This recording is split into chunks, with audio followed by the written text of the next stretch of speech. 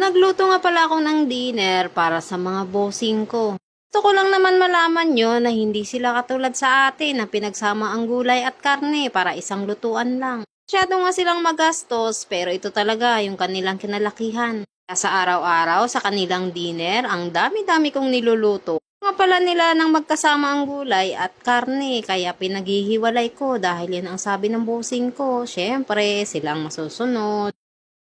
Ganito nga palang niluluto ko tuwing gabi. Dapat may dalawang klase ng gulay. Meron silang meat at fish.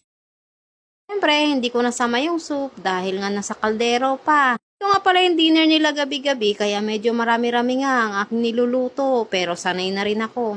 Kung anong pagkain nila, yan din yung pagkain namin kaya napakaswerte mo talaga kapag meron kang among ganito. Ito nga pala ang today's video ko ngayon kaya pasensyahan nyo na. Thank you sa panonood.